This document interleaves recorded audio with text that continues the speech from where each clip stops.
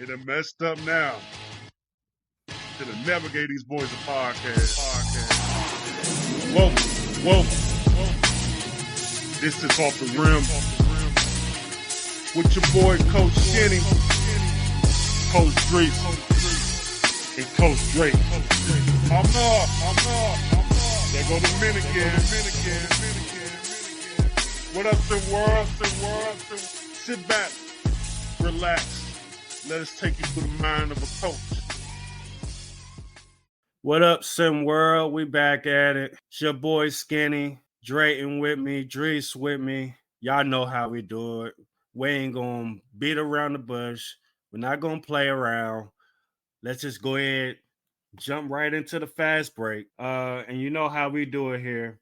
We like to get them flowers out. I'm gonna give my flowers to all the players that found a new home or stay home, whatever you feel like was the best option for you. I gotta give you my flowers. What up, Drayton? I gotta give my flowers to the one and only Yales, because he done helped a lot of coaches out this week. He done gave enough free game to where a lot of people signed players they usually wouldn't have. What you got for me, Drees? I got the ownership of Asia Pacific and Bad Boys Basketball. We as coaches, we're supposed to be doing our job. The faster you get them in, the faster you get them out. They're not good, get them on out of here. Sorry, Coach Mack and Coach Jackson, but you got to go. All right, so we got the owners of APAC and Bad Boys. We got Yales, and we got all the players that signed to new teams or stay home. Y'all come get y'all flowers, man.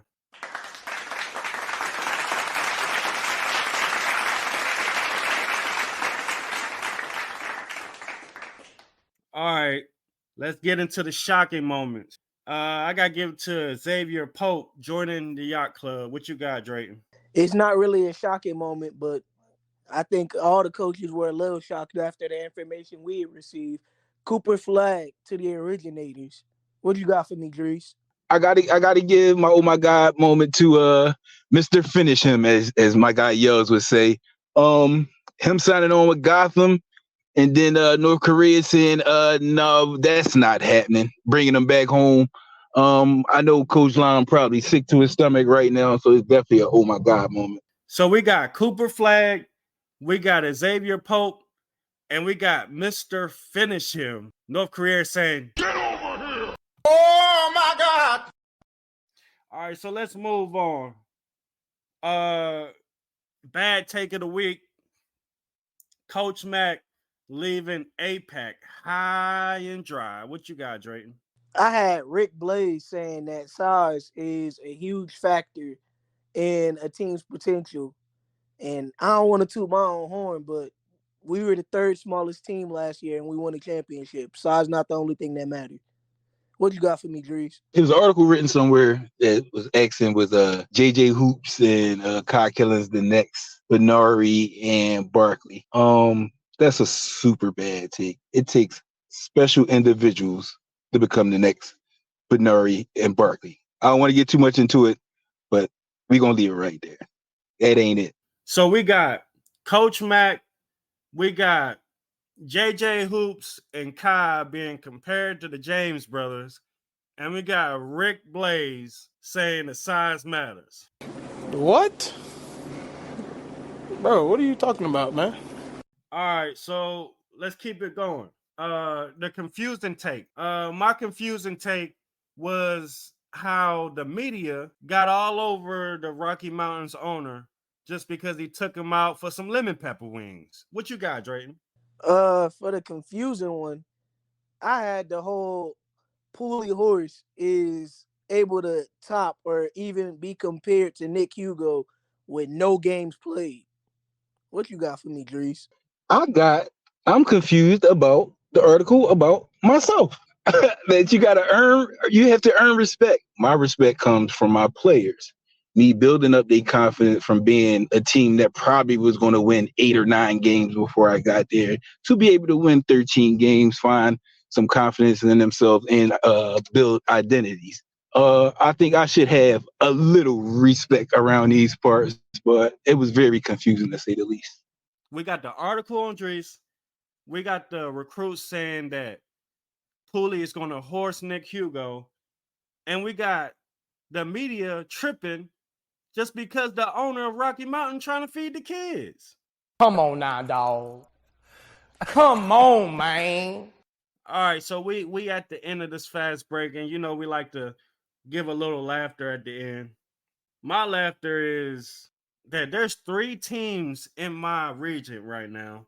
I ain't gonna name no names. Y'all do y'all research and find out who said it. But 3 teams in my region said they're gonna win it all. I thought it was only one championship, but I got 3 future champions this season coming up in my own region, and I'm terrified. What you got, Drayton? I got Yells talking about you don't put no sugar in no grits.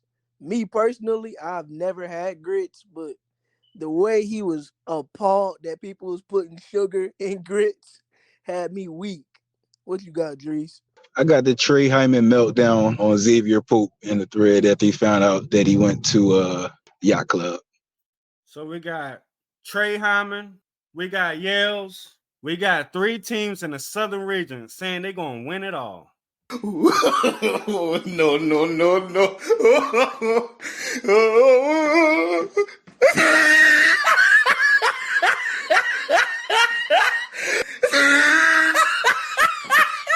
All right, let's get into the topic. We're just going to run through real quick why we've signed the players we signed, maybe what type of plans we have for them without going into detail, of course, and just the overall feel of the locker room. All right, so day one, I got Nick Hugo and Cairo Windsor. Nick Hugo is self-explanatory. He's a high motor guy, and I like that because I want to run, and he allows me to do that. Cairo is a project player with extremely high ceiling. His floor right now isn't very high, but I think as the season goes forward, that floor will start to raise and he'll really start coming into his own. I don't want to put too much pressure on him, but I think he's going to be a solid player this season, and I think he's going to be extremely good next season. Then I also picked up Renzo and Carter, of course. We already get named Queen City Zombies. It is what it is. I knew I wanted to bring them in, but truth be told, everybody in the league had a shot at these guys. I told them to make sure they took every offer seriously from any other team, and if I can't provide more value to them, then they need to go ahead and take it. Then I brought in Marco Jacob and DeMontre Johnson. Now, Marco is another player that I feel like is in the same vein as Cairo, where they got an extremely high ceiling. And, you know, I think his floor is actually a little bit higher than Cairo's right now. But the same goes for him. I think he's going to be a solid off the bench spark. And he might even crack the rotation here and there this season. But I think next season is where he's really going to explode. Dimitri is another project player. His ceiling is not as high as a Cairo or Marco, but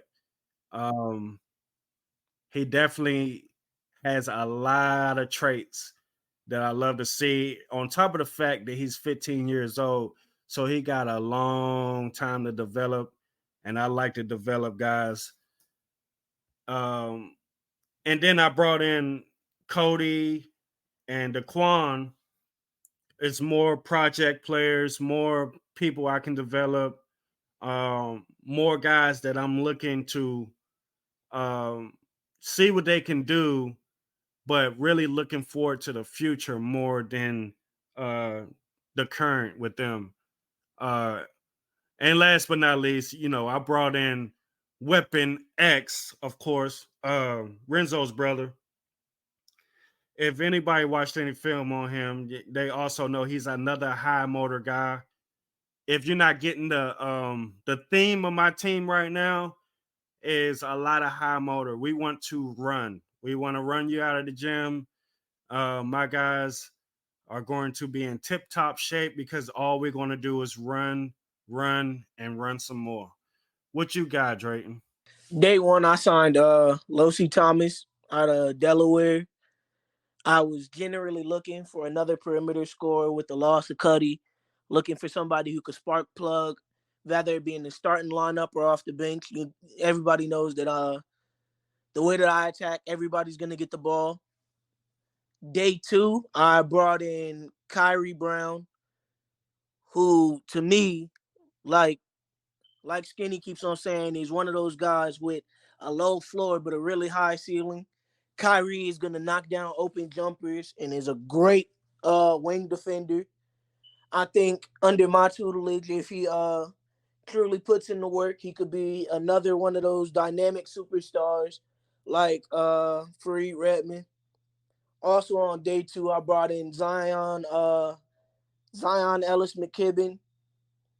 Wanted to make sure that I really shored up my home regions and protected the zones that were special to me by making sure that no player out of Kentucky leaves out of my region. I think he's another one of those developmental guys that if he really buys in, he could become something great. What you got, Dries? Well, since last year was my inaugural season, I had to convert a team that was left for me into something that I could build into something that was in my image. We had some good ups and downs, but there was definitely some things I wanted to do differently on a philosophy end. Defense was number one though, so we installed that from the rip. We were a smallish team, like you said, Dre, and we were a smaller team. We didn't have a stud. Like we didn't have a 11 Cutler though, so that was the difference for us. That's not to discount what Marcus Lofton gave for us. He was excellent on defense for us. He was excellent in rebounding, but offense really wasn't his thing. He was more of a screener and things like that. When we got Jo, things changed for us. He was able to anchor the middle, grab rebounds and stuff like that. But that really put us in a position where we really didn't have offensive punch down there. We had great interior defense and rebounding and stuff like that, but we didn't have great finishing down there, shooting and stuff like that from the big. So my number one thing I wanted to do was improve that aspect from the rip. My four guy needed to be somebody that needed to be guarded, someone that could take some pressure off of Nas on a perimeter. So Monty Parsons, 15 years old, out of Akron, Ohio, wound up being my number one guy. I love his game. He said he's like Skinny said, like high motor guy. That's trait number one. High motor. Don't stop. Don't give in. Don't back down to nobody. No matter how big they is. That's the type of guy that could work out great for me. So he bring all those characteristics. He has nice handle for a 6'7" kid. He's super athletic. I think he has a good potential as a shooter, mid-range shooter. Defensively, I think he's going to be off the chart, and he's going to be a great player for us. We got him 3 seasons because he's only 15. He's going to have time to build on what he already has, which is a great skill set, and to build him into something special. So that was number one. After that, I wanted to find, a good lockdown wing. I wanted to find me a good lockdown wing to, once again, help take some pressure off of the superstar scorer I have and the interior defender that I have in Jo, and to give some backup to Orland Mock because he's severely forgotten in this league, and I have no idea why. He's probably one of the top 3 best perimeter defenders we have in this league. So I wanted to get somebody young to work with them for at least a year. That's what it's about. It's about development. If you have a guy that has a specialized skill, it behooves you to bring in players so he could pass down the knowledge. And getting J.C. King, who I went after, 15 years old, out of Manhattan, super athletic kid. He's crazy on defense. I told him when I first met him, he reminded me of Plastic Man, Stacey Augman. He, of course, these young kids, he had no idea who he was. He had to look him up on YouTube. But I told him, like, if you keep up, that's who I could see you as. Higher ceiling, of course, but right now I can see him being that type of guy, finishing in traffic, grabbing rebounds, playing lockdown defense. The Philadelphia trait for sure. Alex Matthews, another 15-year-old from New York. He's a playmaker. One of our problems we had last year, we were bottom 3 in the league in assist and turnovers. So that's one of them things as a coach, when you look at your team, damn the numbers, damn the player, you have to be real about what's happening. And we can't win games if we turning the ball over or not, moving the ball to the people in better spots. So had to go find a good playmaker with a good defensive edge. Alex has a good defensive edge to him. He contests shots. He plays hard nose. He's been in charge of guarding one of the toughest guards out of New York. It seemed like every time I see him, he's guarding Bruno John Misty, and he's been playing very well. He's a good kid, smart kid, willing to learn. He's already made it known that he wanted to come in and learn for a year or so. That's a great quality. He's not pressing that I need to come in, I'm gonna be the man. So I think he's going to be good. I think he's going to be great once he get a chance to get himself out there. Azunda, I don't want to say this man wrong. It's Azunda Mazaka, the kid out of Buffalo, New York. I got him. He's a spark plug offensively. I think he's going to be great off the dribble for us and off pick and roll.